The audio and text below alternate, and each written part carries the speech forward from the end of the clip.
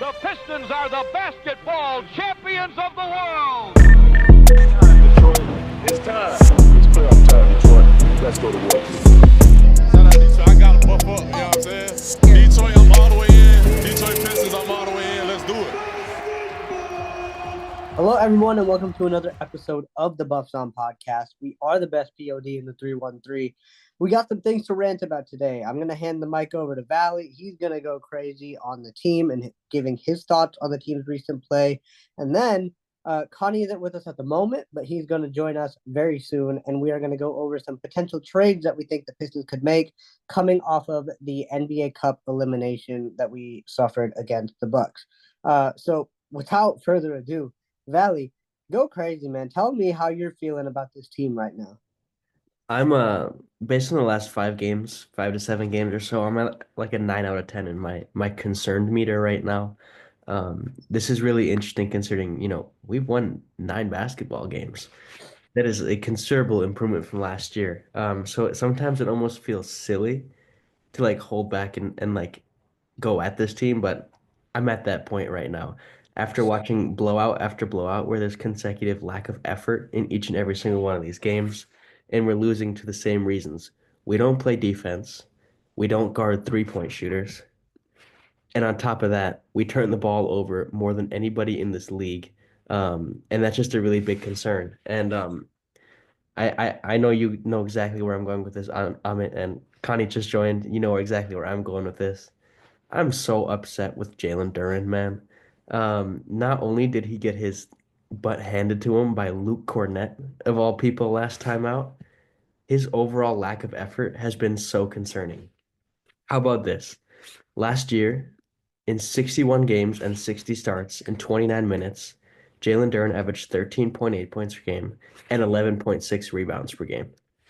Since November 18th, which was a loss to the Bulls, where Duren posted 22 rebounds, since then he's had 9, 4, 12, 7, 12. His last 3 games in rebounds, 0, 6, and 5. He's currently at about 24 minutes a game, and he's doing this because the guy cannot stay in the court because he fouls nonstop on both ends. I don't have the statistic, but he's got to have the highest percentage of illegal screens. Beef Stew's probably right behind him, though. But the overall lack of effort and continuous foul trouble is insane. But a lack of effort for me is one thing, but I don't understand how in such a short time period he seems to have regressed in so many other categories. Like I just said, he cannot stay on a basketball court right now. Every single game he's in huge foul trouble. One other thing that's really grinding my gear with him, what happened to his free throw numbers? Every time he goes to the line, I'm like, please just split Jalen Duren. This is a guy that shot 79% last year after a slow start at the line. The Andre Drummond comparisons are like impossible not to make, He's been doing Euro step after Euro step. I feel like he's provided no threat vertically, which was the biggest thing. When he came in as a rookie, we were begging for this guy to get more minutes because of the vertical lob threat he gave to Cade Cunningham. And I just feel no presence of his vertical threat anymore. There's no gravitational pull towards that lob. That goes into my reasons as to why I think he should not be the starting center anymore in this team. And I think the sooner we start Isaiah Stewart, the sooner we can be a more competitive team. I have more about that in terms of our lineup changes, but the effort from Duren to me has been despicable. For 3 or 4 minutes, we saw it in that first quarter against Milwaukee, and then he got his signature 2 fouls and he was done. His rim protection has been abysmal, but the confusing part is it seems like when he wants it and he wants to try, he's an elite rim protector. But however, when he's trying to protect this rim, he's jumping straight up when he is, but he's going right into the player, leading him to foul and not really contest the shot, leading to a lot of and ones, in my opinion. His turnover percentage, last I checked, was at 28%, meaning 28% of the time, that's nearly a third. He loses the ball when he has it. I I I think we were so excited, and Connie specifically, you were so excited about the theory of him pulling down these rebounds and being able to push, and anyone getting that board and being able to push. But every time Duren's been doing it, we saw it last night in Boston early on. He got a rebound. It maybe could have been our ball. Bad call by the refs, but that's usual. And Jalen Duren just gets up and throws the ball out of bounds. Like, I don't really understand it. And I feel like Cade has been trying so hard to cut down those turnovers and just to overall lead this team. Game by game, it seems to be getting more and more difficult for him. I'm going to transition in my rant. I'm going to keep going from Jalen Duren to the refs. And I know this is something every fan base can say, like, what the hell, man, this sucks. But I'm always going to quote Reggie Jackson. And when he called Blake Griffin when we traded him, he said, "Get ready, Blake. The whistles you get in LA are not the same in Detroit." I think this could not be more true. And I think that was on full display yesterday and against Milwaukee, specifically against Boston. How does like take these two technicals for example. Giannis dunks on Isaiah Stewart and flexes a tiny bit and gets his second technical of the game to get ejected earlier in this season. Early in this game against Boston, Jaylen Brown had a really nice dunk on Beef Stew. He stares at him and does a slitting throat animation and stares at him. Nothing from the ref. And what's his name? Scott Foster's just sitting there staring at him. Later in that game, this kind of goes to an agenda against Stewart, I think. Kristaps Porzingis and Isaiah Stewart are called for a double technical foul. That entire time, Stu is oftentimes he's not innocent, but this time he was getting his jersey ripped, and then Kristaps swung his arm down, and immediately the ref blows a whistle, double T. Going back to Stu against Milwaukee, a play we challenged in the second half, which ended up being Stu's either fifth or sixth foul, where I thought there was a very evident hook. All game as well, I thought, that's Giannis. He initiates contact, and he gets to the free throw line against every team, whether you like it or not. But I thought there were some really, really questionable calls. There was one specifically that I just mentioned. Also, the and one scoop he had on Jalen Duren. I thought, like, what's this guy doing? He's just living here. Special K mentioned it when Damian Lillard got a foul call on Ron Holland. That's just how the game works. I'm just fed up with it. Why does the game have to work like that? Reggie Jackson said it. Why does Detroit have to have a discrepancy in whistles? And I think this has been all year long. I would love to keep going on my rant, but I don't know. I feel like I'm rambling right now. No, I love it. I love it. I think all of your points are solid. I agree with you. Duren's lob threat has seemed to be a little bit less. Vertical threat has seemed to be a little bit less this year. But I think I just saw a statistic that said that Cade and Duren have the most connections in the league at 15. But Connie, I hand it over to you because you joined late. How are you feeling about Jalen Duren or the whistles the Pistons are getting? The whistles are it's bananas. Like Valley said, like Giannis does initiate contact, which gets him the benefit of the doubt a lot of the time. And he is an incredibly strong and physical player, which you just get fouled sometimes. But that just off-arm hook fully around the guy is a call that you make 10 out of 10 times. And I really don't get it. I don't think unfair whistles is why we've lost these games. We didn't lose that Bucks game because unfair whistles. We lost the Bucks game because they let good shooters take wide open three-pointers. Which, can I get on a rant? Please. Is it about perimeter defense? Because I want you to go on a crazy rant. Because earlier this year, I made excuses for the Pistons. I said there's been teams in the NBA's history that have a preference of allowing certain people to shoot threes, so the stats look like there's a lot of threes that get taken against them, but their defense is still good. This was like the championship winning Bucks. They allowed a lot of three-pointers, but they still had a good defense because they bottled it up inside. The thing about that is you let mediocre three-point shooters take above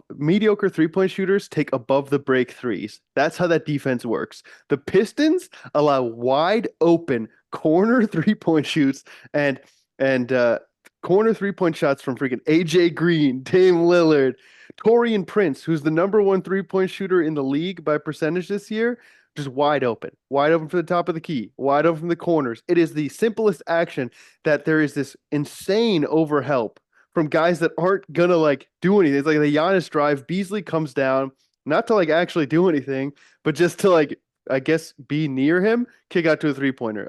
A pick and roll, double. There's a switch, but there's not actually a switch, and one person is left wide open on a pop and a 3-pointer. It is insane how it's not one-on-one defense. It's insane how the help comes and just allows wide open 3-point shots from good 3-point shooters over and over and over again. I mean, the Celtics got a 50 against us and they shot a good percentage, but that's what they do. Uh, it's just you just can't win like that. You just can't like if you're gonna give up 3-point shots, choose who you're gonna give them up to, right? If you're playing the Bucks, give them up to. I mean, there's really nobody on the Bucks. They got a good shooting team. Give them up to Also, Bobby P. in that Bucks game though, Giannis was hitting mid-range shots. So I already knew when he hit like his He first Look three, that. it was he is like, shooting a better percentage from the mid-range than Dirk Nowitzki in the 2011 championship season.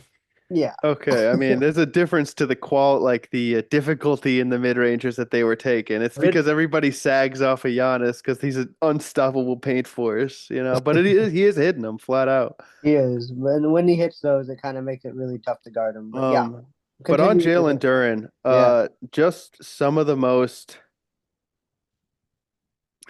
I want to say the most disappointing thing because, you know, we lost 28 straight last year. But I mean, what happened? I guess, Good yeah. question. What happened? It doesn't seem like there's been any progression in his skill set from his first year. From his first year, we saw some passing flashes, some dribbling flashes, some nice touch flashes, but a lot of turnovers and bad defense. What changed? Nothing changed. He gets a little bit more assists this year, but he also is averaging like 3 turnovers a game as a center who is not a centerpiece of the offense. He is so often invisible. For a guy that is an athlete like he is he in bad shape? Does he just not want it? Do we need Jalen Duren to get an Adderall prescription so that he can focus for the entire game and actually try something out? There's just so many times where it feels like not even good centers. Like he gets beasted on by like Drew Eubanks, Luke Cornett, like not good centers that just like eat on him. The games where Jalen Duren has a good game is usually against like small teams that don't actually play a five. But when he has to go against a five, it's ugly. And like Valley, his free throw, what is he working on in the summer? What is he doing? And I have one more thing.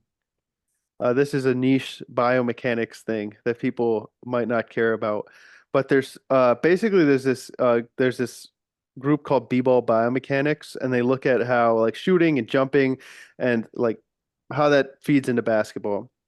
And they basically outlined 3 types of jumpers, and it's dependent on how much you have to recoil before you jump up. So like Cooper Flag is a guy that barely bends his knees and he gets his full explosion up. So he's very quick to be able to jump that high. Jalen Duren is a load up jumper. You can see it like there was the play against the Pacers. Great game against the Pacers, by the way. I mean, we could be very negative. That was a really fun game. I loved that game against the Always. Pacers, where he had the backdoor lob off the K2. It was a really cool play, but he arms down, almost like a full down squat, and then jumps up and gets a really good leap. But if he doesn't have that opportunity to like really load up on his jump, he doesn't get nearly as high. And that is like, it's tough for finishing because, like Valley said, that stupid fucking Euro step that I don't hate, but it's just so soft. That he needs a lot more time to load up and jump. And I felt the same way about James Wiseman. Now I think Duren's better than Wise, but man, it's I don't know. Like the fouling too, just bad fouls. Back to that Pacers game, fucking diving into Miles Turner on a step back fadeaway. Like, go ahead, let him take it. Put a hand up, contest, let him take it. Don't foul on that. I did think that layup scoop by Giannis, I did think that was a foul on Duren. It's not that apparent because Giannis is really strong, but I thought Duren did hit him with his body on the way in, and that just is a foul. It's just, oh man. And if I'm gonna be honest, I know we all love beef stew around here. This man had 2 points and 2 rebounds against the Celtics. Like, Stu is not, he'd be a fine starting center. Neither of these guys look like a viable starting center if we want to be like a good team. And that's a perfect segue unless you want to continue your rant, Valley. Well, the thing is with Duren, it's like even this season and even in the last 5, 7 games, like Indiana, you mentioned, like his presence has been known. So it's so confusing as to how it's there one night and then for 4 nights in a row, it's like, dude, can you grab 5 rebounds? And it's like you're the presence of this rebounding. When it goes to Stewart, I'm I think I'm often less critical of him, but in terms of like his lack of box score numbers, I do think that's attributed to him kind of being like a non-box score guy at times. He puts in that dirty work that you don't really see. And if his statistics are already pretty similar to Duren, but it's very evident he's working harder, he takes that pride in playing defense. I think that automatically gets him in above there. And I'm a very interesting stat you said about 15 connections on the lob. That is actually really surprising to me. I don't want that lob threat to be away, but one thing that I don't understand is Isaiah Stewart shot about 36% on threes last season. It is so valuable to have floor spacing and especially floor spacing bigs in today's NBA. Why have we eradicated that from his game? He's made 5 3-pointers this year, albeit he's shooting at a pretty low clip. But I think it's different when you're not given that opportunity and you're like in the offense where you're in positions to shoot threes. I don't understand. Like, look at Boston, up and down their entire roster. If they're open, they have the capability of making a shot. We just have too many guys that can't do that. But Isaiah Stewart can. He's proven to. And my theory on offense here is put him in the corner. He doesn't have to be top of the key every time. Like that's the Mhm. easier shot in basketball. It's the easiest 3-point shot in basketball. The Boston Yeah. Celtics sure showed us that. Um, but I don't want to go away from that lob threat. And so I have my proposal for my starting lineup. If I may, am I good to segue into this? You're perfect to segue into this. Because I don't think you have to do anything rash like trading Duren or trading an Ivy or anyone. I think that's baloney as of now. That might not be the story a few months from now or next season, but I think it's too soon to really like pull the plug on Jalen Duren. Put him on the bench and see how he reacts. I know Asar Thompson is not 100% right now. This is assuming he's fit and medically cleared to play regular minutes again. I would love to see a lineup of Jaden Ivey, Cade Cunningham, Asar Thompson, Tobias Harris, and Isaiah Stewart. Now you have 4 significant shooters. Asar looks like he can shoot the ball okay now, and he's the one I'm not counting as a shooter. Asar can be that roll man. We saw him throw down a nasty lob last game as the roller. Excuse me, that was against Milwaukee. He didn't play against Boston, but use Asar as that roller. And we've been trying to get Duren in that spot where he can make the pass after catching on the roll. He's clearly not capable, hence his incredibly high turnover numbers and percentages. Asar Thompson, I think, is a much more capable passer, and he's shown that in the short time he's come back. Use him as that roller. Put Isaiah Stewart in the corner. So on offense, Stu is your 4, and Asar Thompson essentially is your 5 on offense. But defensively, obviously, Isaiah Stewart checks the other team's 5. You still have Tobias out there, who's a big body, well earned of his starting spot. He's been excellent as of late, Tobias Harris. Funny enough, we've been playing bad, and he's been fantastic. But that's really the lineup I see us going with long term. And I feel like I'm seeing some more cohesion at least online, between Pistons fans that Jalen Duren might not earn that starting lineup spot anymore. And I think it was yesterday or this morning, JB Bickerstaff even said we have to find a way to get our starting lineup off to better starts, Hmm. kind of hinting at a potential change. I think that's likely going to be Tim Hardaway Jr., who's been god awful. Um, and he's out in this lineup I projected too. But I think Isaiah Stewart is such a valuable big man to space the floor. He grinds on defense. And I think Asar Thompson's rebounding capabilities and Tobias is a good rebounder too, would cover for that supposed rebounding threat you're supposed to get from Jalen Duren. And that would also allow Jalen Duren to come in and face a backup center compared to Boom. a starting level center, which could also be a little more undersized guy. Which I believe Connie pointed it out earlier, or was it you, Valley, that said that a lot of the big games come against smaller teams. So maybe that'll work out in the long run as well. But Connie, I kick it over to you. How are you feeling about this starting lineup Valley proposed? I mean, I like it. It's fine. Like I said, I don't think Stu is is the answer going forward, as I think Stu is still a backup five.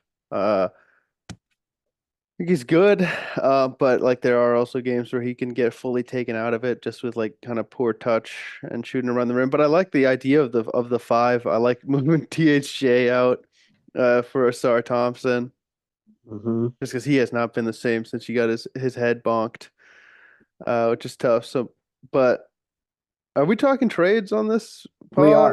Okay, We okay. most certainly are. I'll So save it for later. I'll save no, it no, for no. later. Segue right into it because the way I was gonna do it is Well, you and Valley can suggest your trades, and then we'll do a little take it, or would you well, not take it? So if you want to go first with your can first, we? Amit, I yeah, know you're kind of the facilitator right now, but can we get your insight, man? What do you Yeah, think you about got any trade what do you ideas, think about that Amit? lineup? What do I you do think not. about him? But I think uh, this team is severely undersized, specifically at the wing positions. I mean, Asar Thompson and Ron Holland are our best defenders, and they're 6'7", 6'6" to 6'8", which is fine. But then the guys that are getting majority of the minutes, the guys like Malik Beasley and Tim Hardaway Jr., who Malik Beasley. Also, can we do this real quick? Malik Beasley has been fantastic. Like we've been pretty I negative on this Top pod so far. top love 103. Malik Beasley. Yeah, shout out Malik Beasley. He's been absolutely phenomenal this year. Kind of every aspect of it too. Like not only is he hitting threes like an absolute madman and Yeah, like playing with an energy, but uh yeah, just being that like vocal leader, it seems like on this team and an energizer bunny. mm-hmm. I In love that Malik Beasley. in that lineup, I proposed even like I think it's very rational to even consider putting Ivy on the bench and starting Malik Beasley over him just for that consistent 3-point threat because Ivy's inconsistencies are very evident this year. They are. But we'll continue with the positive trend. Malik Beasley has been absolutely amazing. So I believe we someone said it on this pod. I believe it was Connie that said this might have been the best offseason pickups in recent memory, and Malik Beasley has proven to be that. But back to the main point. I feel like we're undersized at the wing positions and we're a little undersized at the center position as well. So we need size. I don't have anyone specifically in mind at the center position that I think. I do. Do you? All right, Yeah, I take it then. do. I think the most underrated center in the NBA, Jakob Poeltl. How are we Jakob getting Yeah, Poeltl. how are How am we I getting doing there?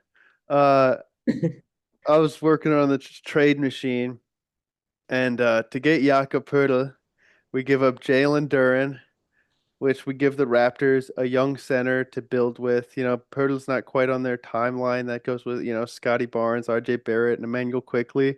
Duren fits a little better. And then we also give them Tim Hardaway Jr. to make the contract work because he can shoot that thing. We probably have to throw like a couple of seconds in there. We might even just throw those in the ones that we got for THJ. Uh, how do you guys feel about that before I go into why I want that guy?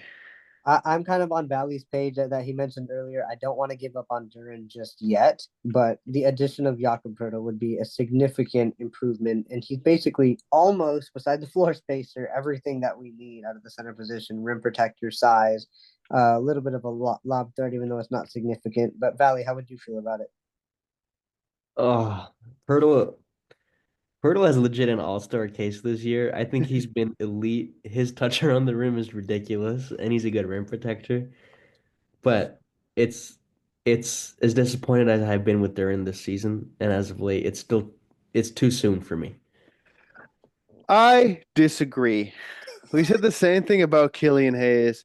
I think if by year three, Are you comparing Killian Jalen Duren. I'm comparing their progress. Okay, okay. Killian Hayes added absolutely nothing to his game from year one to year three. Jalen No. Duren has added nothing to his game from year one to year three. Good players, players that will be good at that's the range. Like they add things to their game. They get better in those spans. Like where do you think the huge jump is going to come from? Like something going to click for him and suddenly it's like, "Oh yeah, I know how to guard without fouling. Oh yeah, I haven't done it for the past 3 years, but now I've locked in. I know how to not get beat up by these centers, not have 5 points and 5 rebounds as a starting five. Like There has been, you couldn't name one thing that he's gotten like significantly better at since his rookie season. And like at some point, this was a Weaver guy. This is not a Trajan Langdon guy. At some point, cut bait. And like if next year he's doing the same thing that he was doing this year, the value gets even lower. Jakob Poeltl would make such a significant impact. I don't think we can really grasp how big of an impact this Right. guy would make. Because like think about how big an impact Malik Beasley made. Malik Beasley, who was like a minimum guy last year for the Bucks. Jakob Poeltl would be such an because we don't see good center play on this team. I don't think we get it. But like if you have like not just a competent center, but a dude who's good on both ends, shoots a high percentage, gets rebounds, knows how to play the game in the right way from the five position. Like honestly, I think if we had Yak, we'd be an above 500 team. Like if we made this trade for the rest of the season, we'd be above 500. So if the price was lower, say for a Brook Lopez, you'd be open to that too. No, No. Yeah. he's If, ancient. if the price was lower, Yeah, like like how if you didn't low? like I don't know, like say maybe a Ron Holland rather than a Jalen Duren. Oh, wait, no, I'd rather give up Jalen Duren than Ron Holland. Okay, For that's sure. fair. Because like with that person, you can actually say, oh, there's the There's you can still hope hope. on potential, right? He's a Right. first year guy. This is how it works. Okay, that's First year fine. you can hope. Second year you can hope. Okay, Marcus Second year Sasser. Jalen Duren was crazy. We'll Uh take a bigger leap down. Marcus Sasser. oh yeah. If we could get it for THJ and Marcus Sasser, sure. Go Yeah, for that's Lope. totally I unrealistic. But yeah. I have a more feasible option in terms of not giving up as much.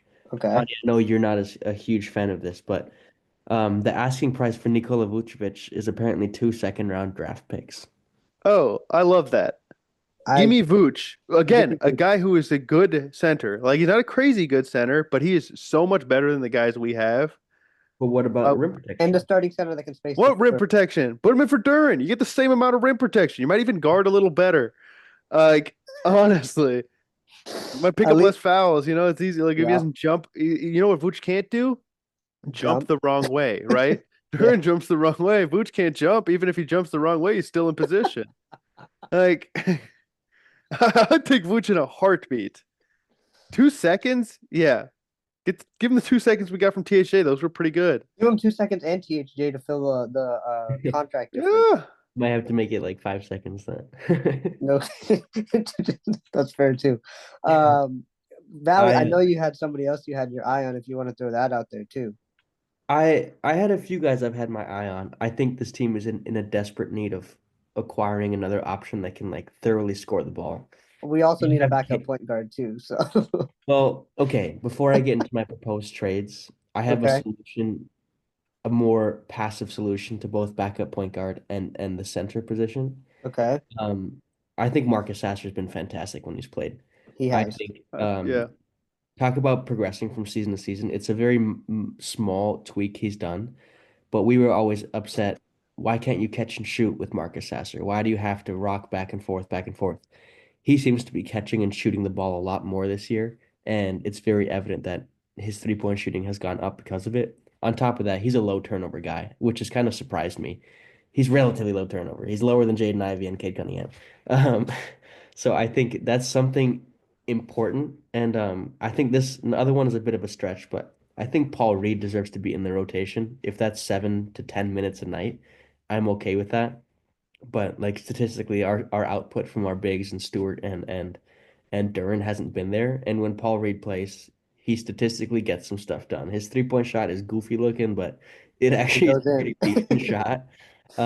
So before I'm ready to like smash these trades, I want to see these guys, these Marcus Sasser and Paul Reed get more opportunity before we go out trying to fill the need for a backup point guard and a backup center.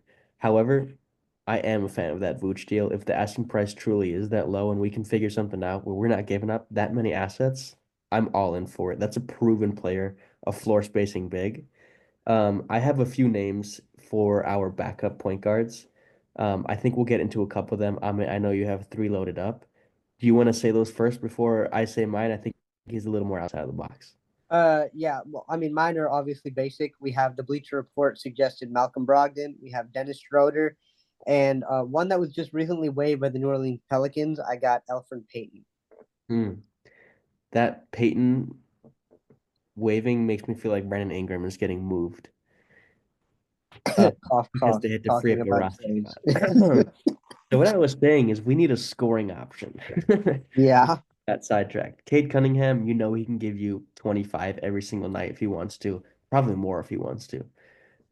We need another option that can score the ball. Every now and then Ivy can get you 20, but you never know when he's going to go for 8 points or when he's going to go for 25. Tobias, he stepped up, but I think you really need an option. And if you're looking for a serious wing option to score the ball, I think you look no further than Brandon Ingram. However, he has 1 year remaining on his contract. So to give up that many assets for a guy that could potentially walk, I think would be a bit bold. I love the Malcolm Brogdon shout for a backup point guard. I think he's a really, really underrated player. Also, very low turnover, excellent 3-point shooter, good distributor. I think he would be a fantastic fit to this team. I mean, it wasn't long ago he was playing a huge role for the Boston Celtics. I have two guys a little outside the box that I want to mention. The first of which is Cole Anthony. Cole Anthony is a guy that's on the periphery of the Magic rotation. He's barely really playing, but when he is, he's doing what Cole Anthony does, and that's score the ball. I'm not saying he's great at all these other things, but the guy can get buckets, and we're just in a desperate need to get buckets. However, again, I think Marcus Sasser and him have a pretty similar role. I'm going to Marcus Sasser as the backup before I go make that move to get Cole Anthony. Another name I kind of want to suggest is Dante DiVincenzo. I He love that so much. he's been a little off this season, but he's also been unhappy with his role in Minnesota. And I don't know, weird situation in Minnesota that I don't think is benefiting him the most. He was excellent in New York, 40+% from deep. He's a I guy would that's love that one trade. of the rare players that's been on my radar since he was in college. I think he was a multiple year college player because I remember being at a viewing party at the Chrysler Center in Ann Arbor, and he absolutely torched us in the final. Then I've known the name, and I think he's really made a name for himself in the NBA. I don't think his asking price would be too much.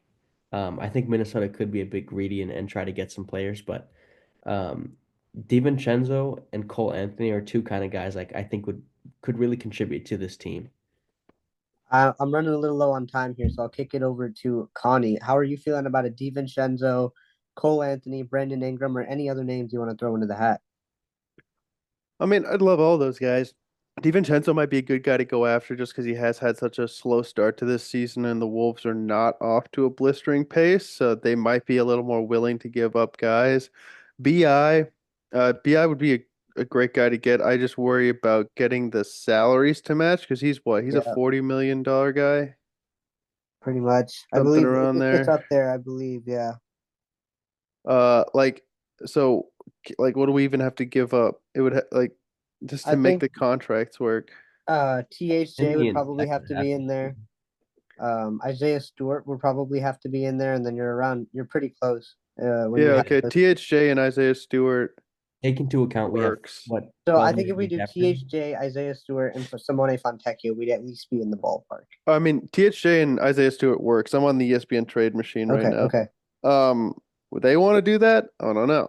Like I Probably. I mean, said, the Pelicans we have probably loved have to throw Isaiah some Stewart picks for a in. while now. So I like DiVincenzo. Other guys that I would like to target, Dennis Schroeder, Cam Thomas off of the Nets. Uh, I know you guys aren't going. Ben Simmons off of the Nets. Absolutely not. Big wing, gives some yeah, size. defend Uh, maybe, yeah, maybe. maybe. Well, he could probably still defend. Yeah,